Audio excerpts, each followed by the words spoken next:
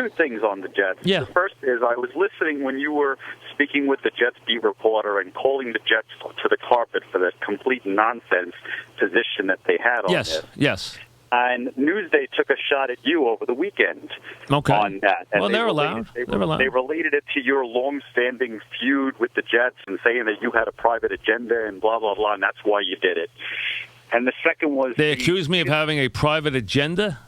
They accused you of having an agenda against the Jets, and that's why you went into this diatribe, against the Jets and the beat reporter. And all the beat reporter was trying to do was explain the Jets' position, and you were turning it around. Well, the Jets' position was, no, what happened was, to be honest with you, and the beat reporter, despite all these reports to the contrary, was not even upset with me. I was not yelling at him. I was yelling at his information, which was totally incorrect and which the Jets gave to him.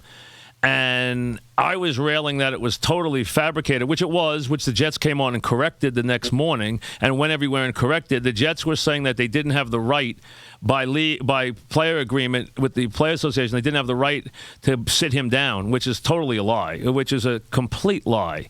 Right. They were, as long as they pay him, they have a right to do it. They can't not pay him. They can't withhold his salary when no one was ever saying they should. But they were telling people that they had no right to sit him down, which is not true. They have to pay him, but they have any right, a coach. And that's what I was railing about, is that was totally a total fabrication, that a coach doesn't have the right at all times to sit down any player that he wants, which he totally does.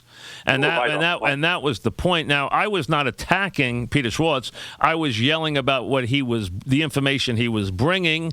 And if it seemed like I was yelling at him, which a lot of people thought it was from newspaper accounts or critical accounts, he did not feel that way. As a matter of fact, he was on the show. He called back twice that day, and called back when they changed their position. He called back with the change in their position. So he wasn't upset, as far as I know. At least he didn't let me know he was. And there were times when I have yelled at the beat reporters at times, but I didn't yell at him. I wasn't yelling at him. I was yelling at his information. I wasn't yelling at him.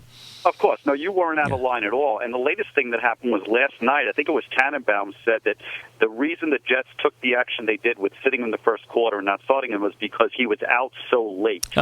Which I thought was the biggest slap at the face at the crime. Again, making what the crime was. He said the only reason he sat him down was because he was out late. It had nothing to do with his drinking.